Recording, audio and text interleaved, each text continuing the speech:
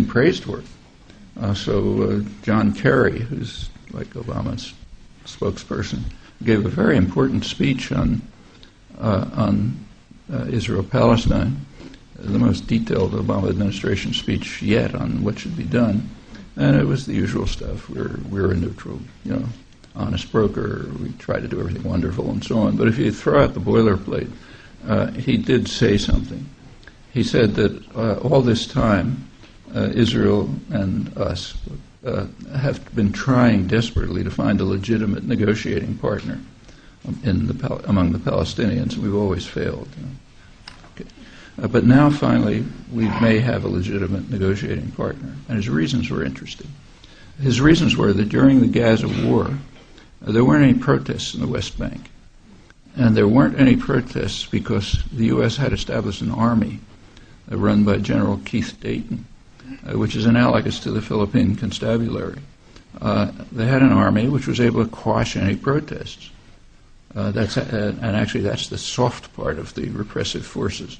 That's under State Department control, so kind of a little gentle. There's also a CIA-run force, which apparently is much harsher. But anyway, we've got good repressive forces there. They're able to control the population, keep them quiet. There's an elite, as always. If you go to Ramallah, people are living fine. They get a ton of European Union money coming in, so on and so forth. So it's taking the shape of a traditional neo-colonial system of the kind that the United States, in fact, innovated. That was different from European colonialism. And it's been applied in other countries under U.S. control. Haiti, Dominican Republic, Nicaragua, a lot of massacre and destruction, but then left in the hands of a National Guard, Philippine constabulary, and a cooperative elite. In fact, that's just what's going on before our eyes in Honduras. So yes, those are innovations. So we're somewhat different from other imperial countries. Also, again, I stress that this is settler colonialism, the U.S. It's like Australia. You exterminate the natives. Europe is different. Violent, savage history, maybe the most savage place in the world, but they didn't slaughter everybody. Okay? In fact, they sort of kept the traditional institutions. And part of the reasons why you have mildly social democratic structures in Europe is that modern Europe grew out of a feudal society. The United States didn't. It was a blank slate. And in feudal societies, everybody has a place. Might be a lousy place, but you have some place. And that kind of evolved into, social democratic systems beyond what we have. So sure, we're different, but often not in very attractive ways. Okay, the next question here. First of all, I'd like to thank you very much. Well, your entire career. But my question is, despite the actual motivations of the culture of imperialism, is there no actual credence to the claim that President Obama made this week that a rapid pullout from Afghanistan, and a rapid pullout of U.S. troops from Afghanistan, and we can apply that to Iraq and the 800 U.S. military bases around the world, would negatively affect U.S. security? Picture. Is there any truth to the claim of President Obama that a rapid pullout from Afghanistan or other parts of the world would adversely affect American security here at home? Is there any truth to that claim? The United States is the most secure country in the world. And, if you accept, say, John Lewis Gaddis's principle, expansion is the path to security, we're not going to be secure until we control every inch of the world. But if you, by any sensible measure of security, the United States is unusually secure, and it has been for a long time. The United States wins every war for a good reason. There are no comparable enemies. The United States pretty much controls, even if, say, Bolivia isn't totally under control, the U.S. pretty much controls the hemisphere, controls both oceans, controls the opposite sides of both oceans substantially. You can't totally there are things like terror, but there are ways to stop terror if you care about it. First of all, I'm not even talking about our terror, which overwhelms everyone else's, but the bad terror, the terror of the bad guys. Yeah, you can stop it. There are ways to do it. I mentioned a couple, and there are others. Nir Rosen, who's one of really top-flight journalists, one of the best in the Middle East region, just recently was on Democracy Now! You might have seen him, where he was asked something like, what do we do in Afghanistan or something. He really knows the region well. And he said, if you want to stop Muslims killing you, stop killing them. Not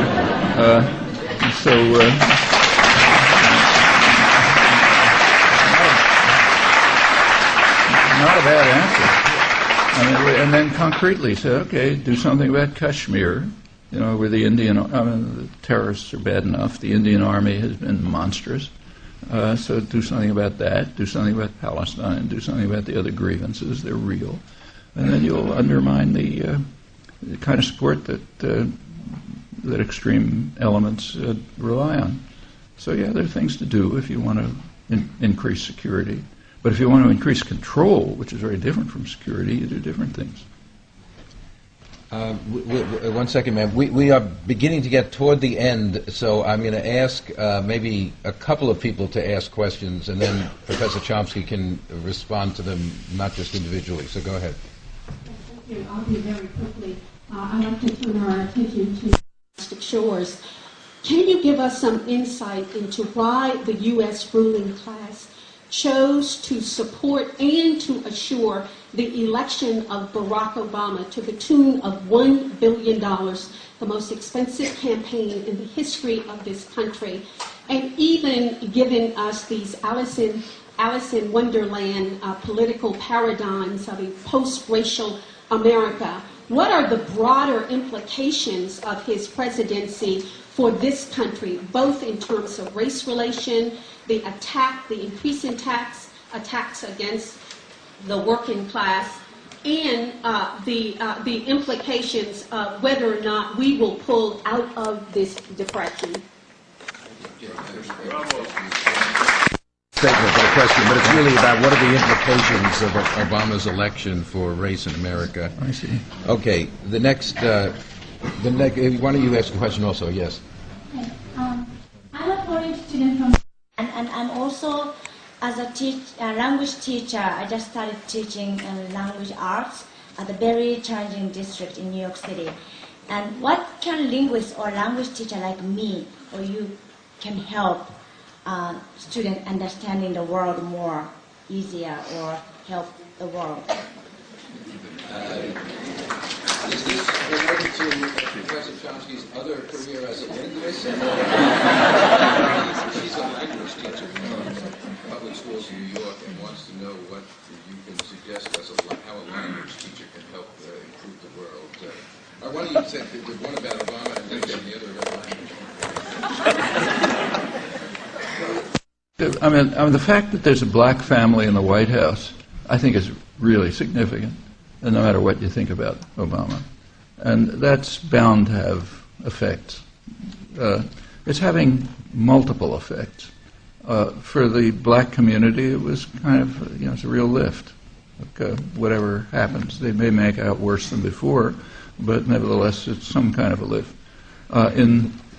It's having a counter effect. I mean, this is kind of, hard to be sure. Like you may have heard Jimmy Carter, a couple recently, claimed that the almost hysterical hatred of Obama, which is beyond anything that I don't know of historical analog to it here.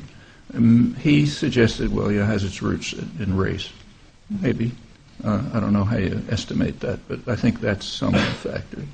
As for the actual impact of the policies on black people, I don't see any reason to think it's going to be good. You just take a look at the policies that are being pursued. I mean, Obama is almost like a caricature of one of the most persuasive and well-supported theories about American political life that I know, namely Thomas Ferguson's, what he calls the investment theory of politics. He says, let's take a look at elections as occasions on which groups of investors coalesce to invest to control the state. We call that an election. And then the policies, he argues, pretty well follow the groups of investors, and he's done pretty impressive work on this for over a century. Obama's almost like a caricature. He was put into office by the financial institutions, who much preferred him to McCain. So the core of the funding apparently came from financial institutions. You got its tricky estimate, you got to look at bundling and all kinds of things. But that's what it looks like, and they're getting everything they want, I mean, bonuses, bank profits, they're just exulting. It's like a great victory. Okay, that's what you'd expect.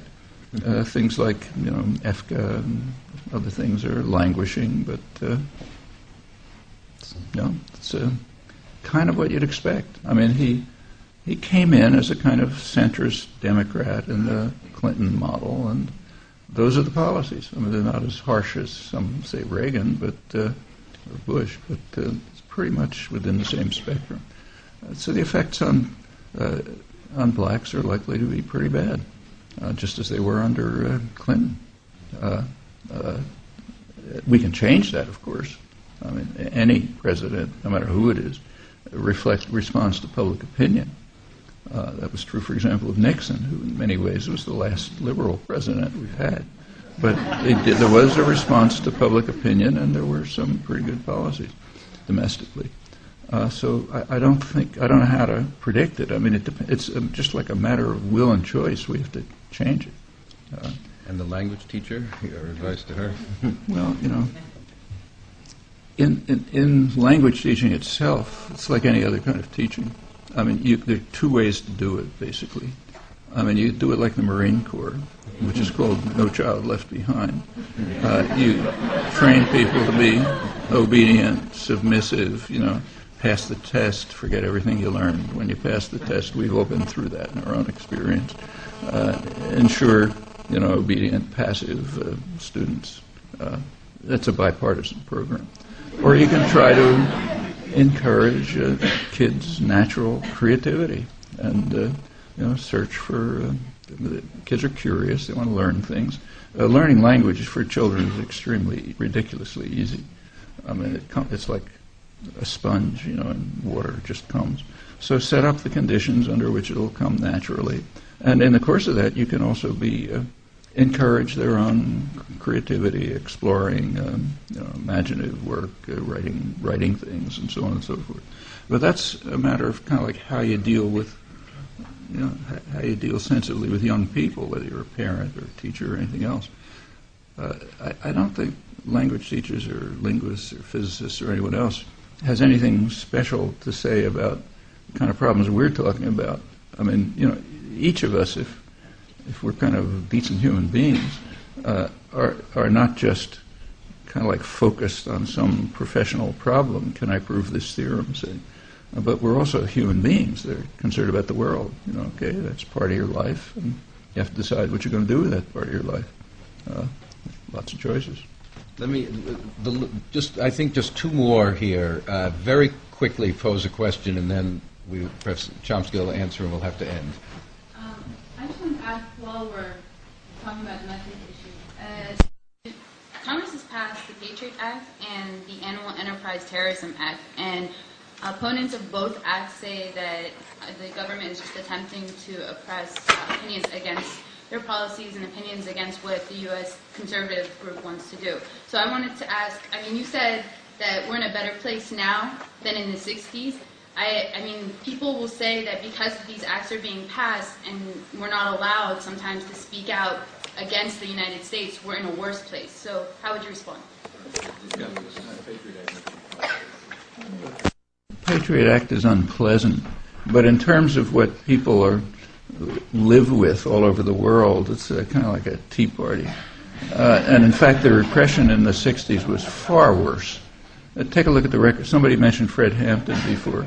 Okay, Fred Hampton was assassinated, Gestapo-style assassination set up by the FBI. Was part of a major program, COINTELPRO, which was directed first back. It went through 4 presidents. run by the National Political Police, the FBI. It attacked everybody. It started small and ended up attacking the black movements, the women's movement, the entire New Left, anything you thought of. And it was no joke. It went on until the mid-'70s. There's nothing like that now. And that was nothing like Wilson's Red Scare. I mean, yeah, we don't like it when people are repressive, but I mean, the kind of repression that we face is so slight as compared with what people live with all over the world that we really don't have much of a right to talk about it, I don't think. I mean, we should object to it. There are things to protest. For example, we should protest things like, say, incarceration, which is a very ugly technique of control, especially the U.S. style. I mean, it's the only country that targets children. Amnesty International came out with a report a couple of years ago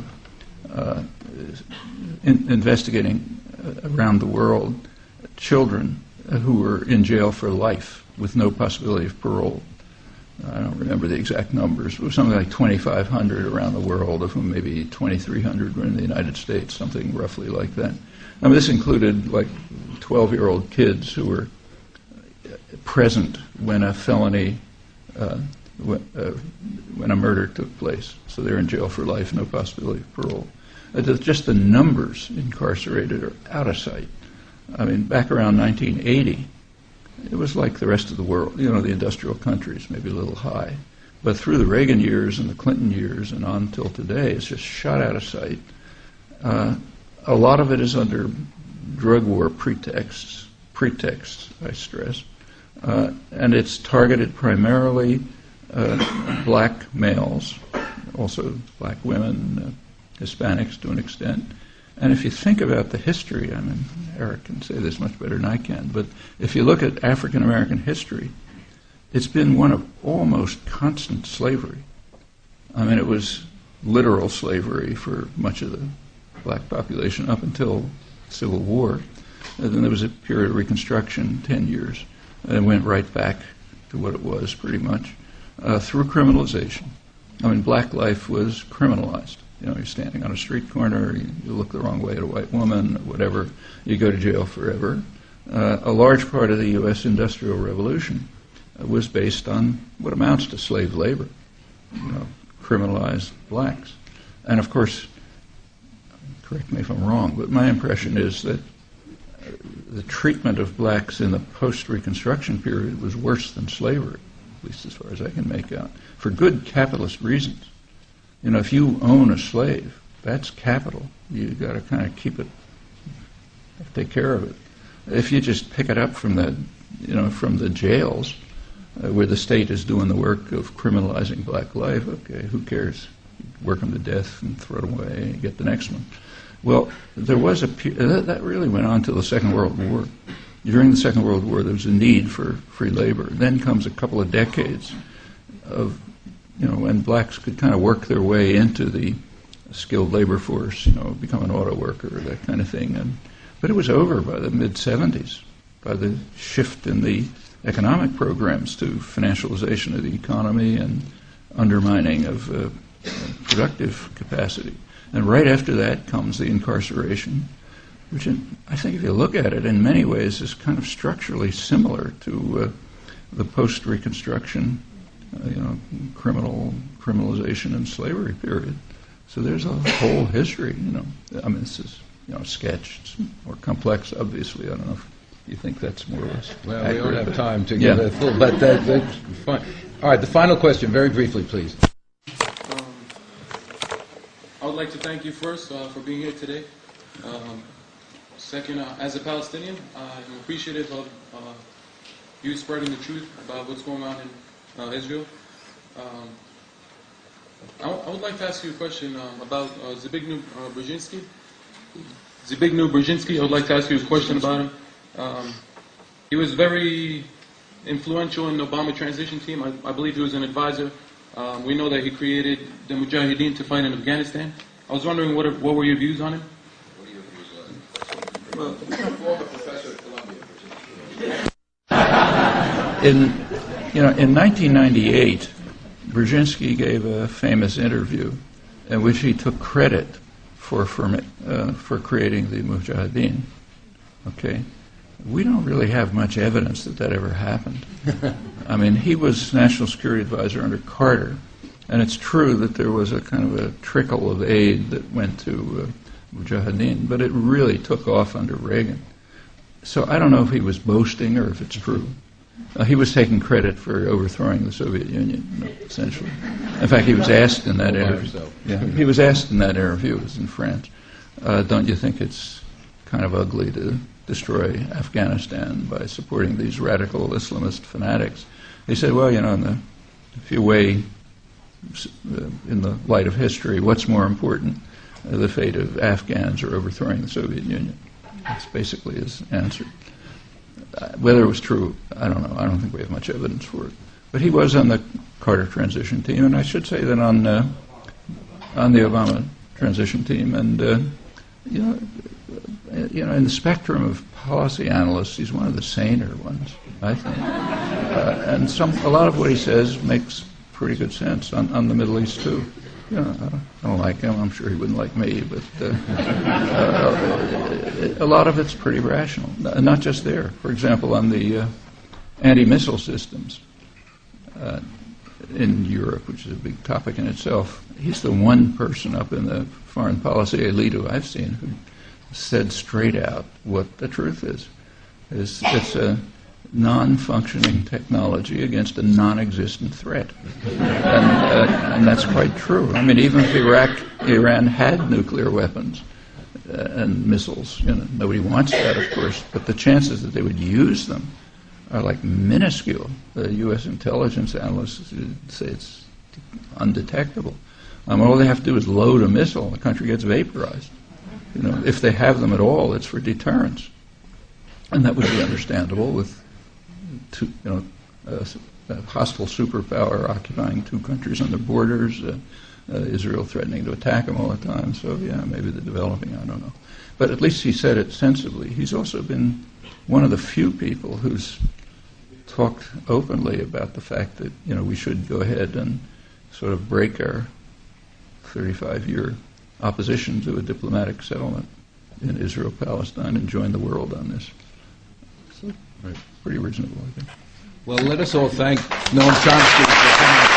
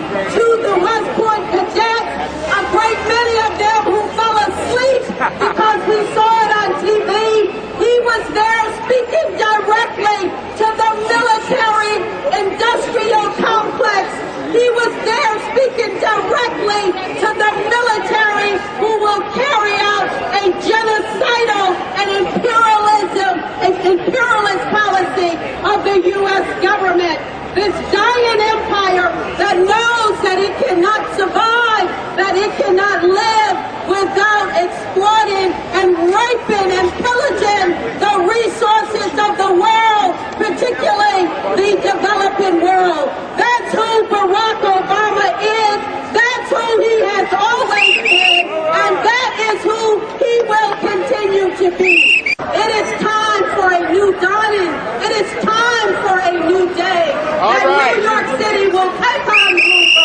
that he does not own this city. And he will not elite. There's another elite. We will have community based on the respect that our people deserve, want, and need, and it is within that spirit that we can truly build an anti-war movement. Nellie Bailey. Thank you, Nellie Bailey. Now, we're going to talk about the war here at home and the roundups and the arrests and the political prisoners right here and the climate that comes with the demonization and criminalization of Arab and Muslim people. Today, Lynne Stewart was in court, and I think I've been calling up Ralph Poynter, husband of Lynne Stewart. Please join me in chanting, "Free Lynne Stewart! Free Lynne Stewart! Free Lynne Stewart! Free Lynne Stewart! Free Lynne Stewart! Free Lynne Stewart!" Now he's going to give us an update and a struggle call. I would like to thank you for having me for tonight. There is a voice that is listening. A voice that long ago recognized the criminalization of the poor at home, the criminalization of the poor and the joblessness that forced them to join the military so that they could be cannon fodder so that the rich could get more. A voice is missing that long ago understood the imperialism and the racism at home as well as abroad.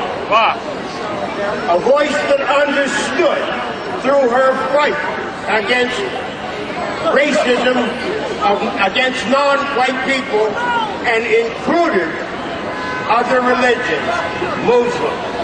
Long ago understood that the Muslim community was as much a part of America as every other community. A voice that long ago understood the anti-immigrant feeling when she spoke at a rally and said the only difference between many of the people here and my relatives, my forefathers, is that they were white and you are not. That they were Christian and you were Muslim. And this was what brought on your oppression.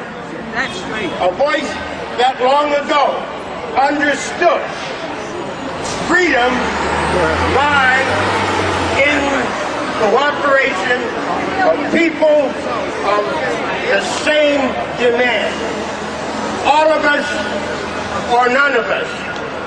A voice that understood inclusiveness of people of like minds and of people who support justice.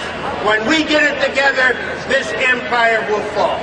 So I say to all of you, from Lynne Stewart on the inside, who said, never stop educating, never stop organizing, and give the message, all of us or none of us.